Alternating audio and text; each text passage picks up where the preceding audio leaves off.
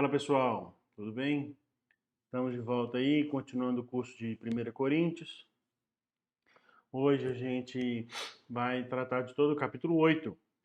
Então fique ligado, um capítulo inteiro da mesma aula. A gente vai tentar dividir a aula aí em blocos para ficar mais confortável de vocês assistirem.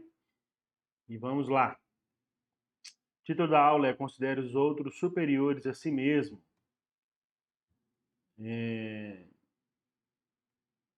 Tem o certo, o errado e,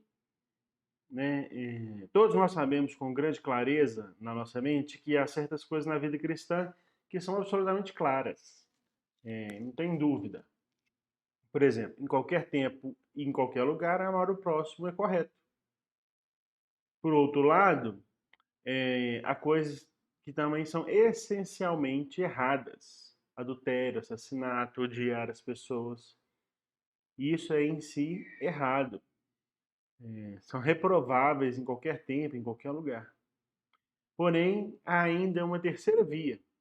Algumas coisas que não são tão claras, que nós não temos tanta certeza e que a igreja fica imaginando se é correto ou não praticar tal coisa.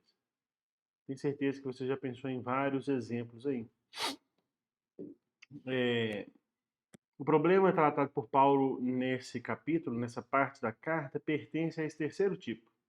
Das coisas que a gente fica tentando desvendar se é correto, se não é correto. Paulo responde a essa pergunta, né, a esse tipo de problema,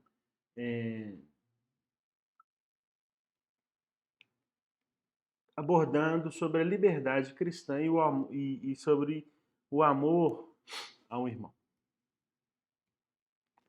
A ideia central, então, desse capítulo, dessa parte, é o verdadeiro conhecimento de Cristo leva o cristão a considerar de que maneira o seu comportamento pessoal afeta outros cristãos quanto à sua fé. O amor cristão e a preocupação com o outro, com os outros, devem prevalecer sobre os direitos pessoais.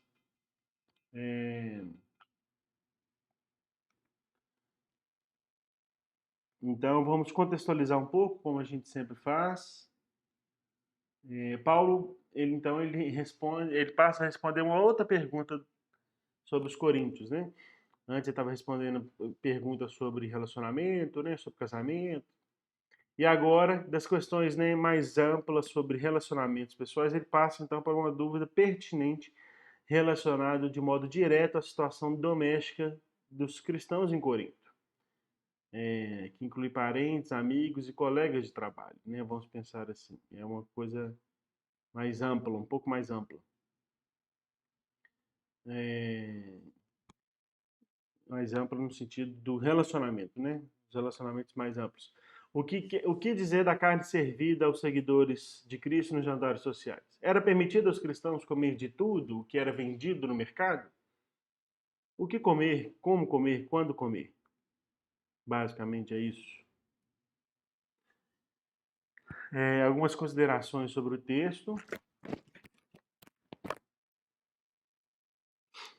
Os mais fortes, que se orgulham do seu conhecimento, afirmam que a fé cristã ensina a existência de um único Deus e que, portanto, eles têm o direito de comer qualquer coisa, mesmo que essas coisas sejam oferecidas a deuses. Já que só há um Deus, esses deuses não existem, então eu posso comer. É isso que eles pensavam. Os ídolos não têm existência real. Quer os cristãos participem das refeições cultuais pagãs ou sirvam a carne do templo em casa, essas ações não exercem impacto algum sobre a sua fé cristã. E é bem provável que esses fortes, né, e sempre que a gente, vou fazer um parênteses aqui logo no começo, sempre que a gente disser fortes ou fracos, é a forma com que Paulo fala lá no texto. A gente não está fazendo juízo de valor da fé de ninguém aqui. A gente está só constatando fatos e dando nomes para a gente entender melhor. É bem possível que esses fortes fizessem parte da classe social com mais estabilidade financeira e mais preeminência social. O outro grupo, os fracos, ou a gente pode chamá-los de cautelosos, não acham esses argumentos convincentes e expressa abertamente suas preocupações ou críticas em relação aos mais fortes. É provável que a maioria dos fracos fizesse parte das classes mais baixas da sociedade. Não apenas eram mais fracos na fé, mas também eram inferiores em prestígio e influência na sociedade.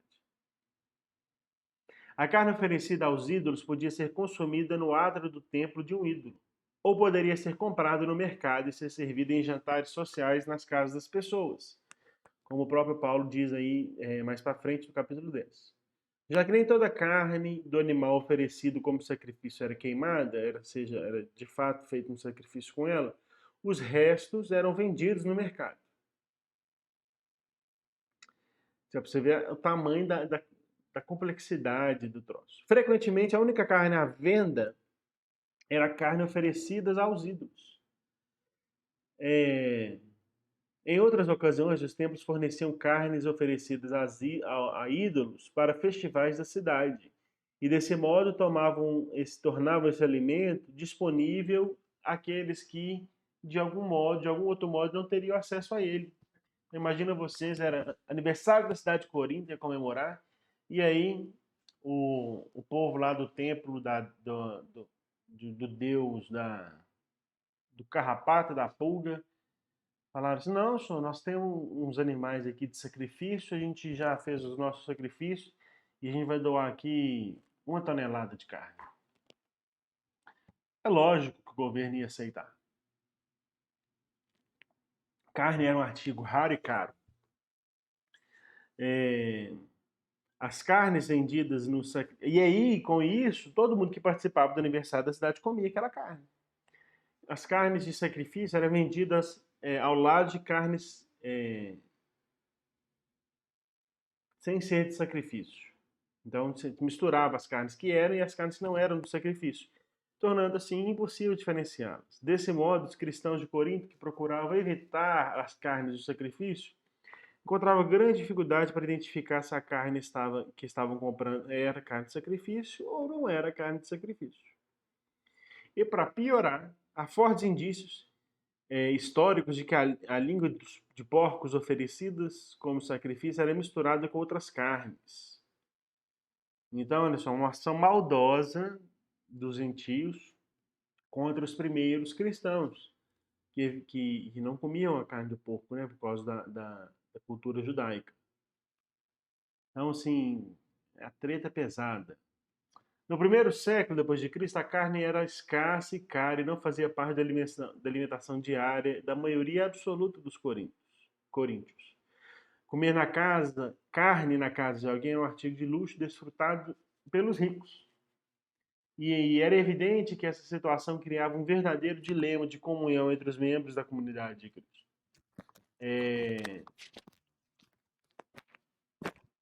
Os convites para jantares sociais que servia carne colocavam os fracos em uma posição um tanto quanto difícil. E a tentação, porque eles ficavam no dilema entre comer algo que eles gostavam e que eles não tinham o hábito de comer, ou não comer e respeitar e achar porque achavam que aquilo ali era imoral ou ilícito ao crente. Os fortes, porém, não tinham receio algum. Para eles era uma experiência relativamente normal comer carne. Então eles comiam carne, do jeito que eles comiam carne a qualquer hora. Paulo, diante de todos esses contextos, dá duas respostas. Ele dá aos fracos e fala assim, vão em frente. Comer carne não vai prejudicar seu relacionamento com Deus. E para os fortes, ele diz, em vez de se arrogar em seus próprios direitos, certifiquem-se de não danificar a fé do cristão mais fraco. Ou seja, em vez de você ficar valorizando o seu direito pessoal, tá, mas eu posso comer, então eu vou comer. Pensa no seu irmão, que se você estiver comendo, vai ser um empecilho para a fé dele. Vamos ao texto. Com respeito aos alimentos sacrificados aos ídolos, sabemos que todos temos conhecimento. O conhecimento traz orgulho, mas o amor edifica. Quem pensa conhecer alguma coisa ainda não conhece como deveria. Mas quem ama a Deus, esse é conhecido por Deus. Portanto, em relação ao alimento sacrificado aos ídolos, sabemos que o ídolo não significa nada no mundo e que existe só um Deus. Isso é Paulo falando, hein, gente? Pois mesmo que haja os chamados deuses, quer no céu, quer na terra, como de fato há muitos deuses e muitos senhores, para nós, porém, há um único Deus, o Pai, de quem vê todas as coisas e para quem vivemos, e um só Senhor, Jesus Cristo, por meio de quem vieram todas as coisas, por meio de quem vivemos. Contudo, nem todos esses têm conhecimento algum. Contudo, nem todos têm esse conhecimento. Alguns, ainda habituados com os ídolos, comem esse alimento como se fosse um sacrifício idólatra. E como a consciência deles é fraca, aí essa consciência fica contaminada. A comida, porém, não nos torna aceitáveis diante de Deus. Não seremos piores se não comermos, e nem seremos melhores se comermos. Contudo, tenham cuidado para que o exercício da liberdade de vocês não se torne uma pedra de tropeço para os fracos. Pois, se alguém que tem a consciência fraca vir você, que tem esse conhecimento, comer num templo de ídolos, não será induzido a comer do que foi sacrificado aos ídolos. Assim, esse irmão fraco, por quem Cristo morreu, é destruído por causa do conhecimento que você tem. Quando você peca contra o seu irmão dessa maneira, ferindo a consciência fraca dele, peca contra Cristo. Portanto, se aquilo que eu como leva o irmão a pecar, nunca mais comerei carne, para não fazer bem o irmão tropeçar. Paulão da Márcia. No próximo vídeo, então, a gente vai destrinchar esses versos, verso a verso, esse texto verso a verso, para a gente entender melhor a situação e como Paulo responde a esse dilema lá na cidade de Corinto.